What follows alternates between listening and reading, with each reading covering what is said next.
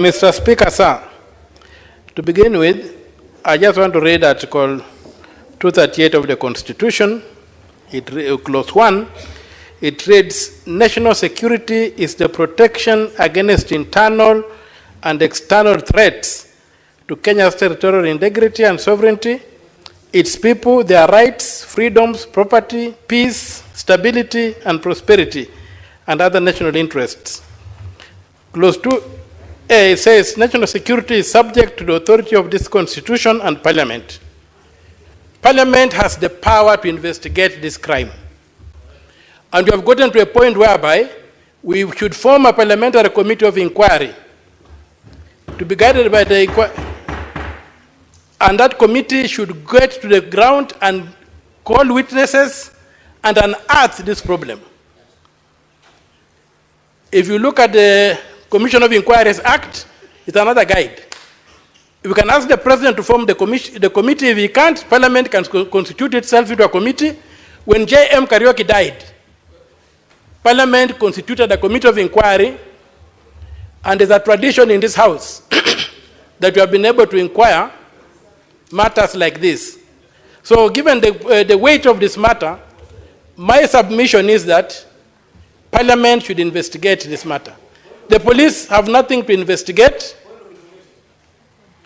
Yes, please. Senator Omtatah, would you wish to be informed by the Senator for Migori? Yes. You may proceed, Senator Eddy. Mr. Speaker, my brother, Senator Omtatah, has called for the formation of,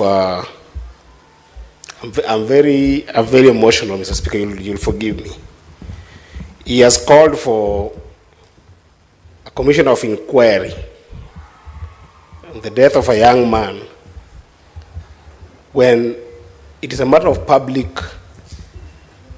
understanding that there is somebody who has been alleged to have reported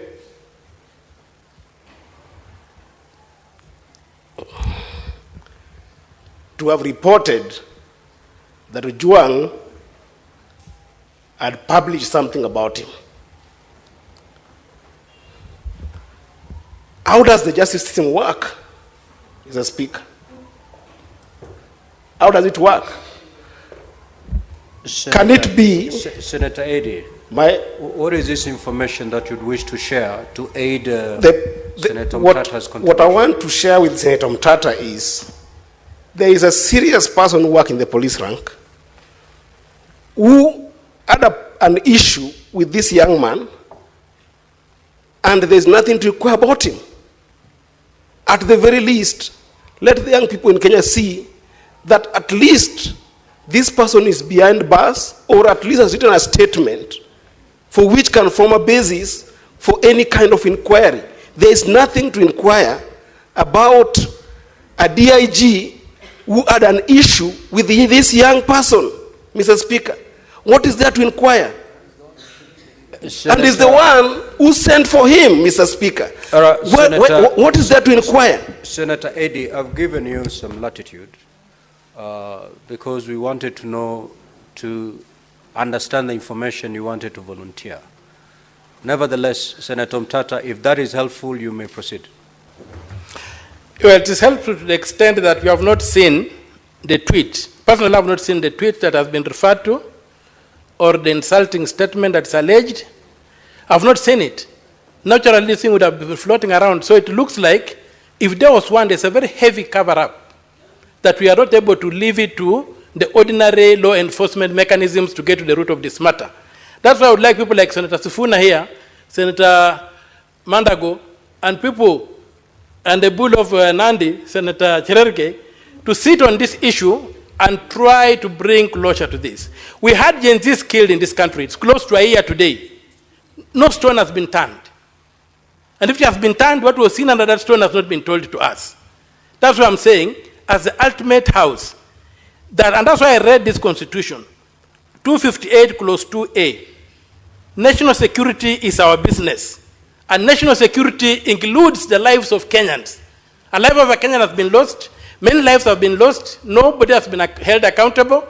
That's why I'm saying that in this particular matter, we form a body, a committee of inquiry, the way it was done when J.M. Kariuki died, and the way it was done recently when this lady was killed by the British soldiers. And we unearth the evidence we can get and force law enforcement to act.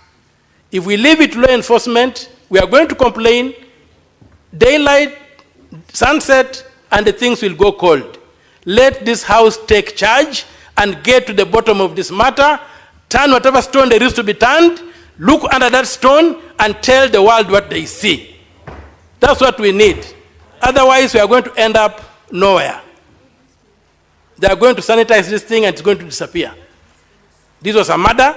We even have information when this guy was taken to the Central Police Station when he was bleeding. We would like these people to have a forum where they can come and tell us what they saw without fear of being victimized. That's why I'm asking for a parliamentary commission of inquiry. Thank you, Mr. Speaker. Senator Nderitu. Asanti Bwana Spika kunipa fursa hii. Kwanza kabisa nataka kuleta risala zangu za rambirambi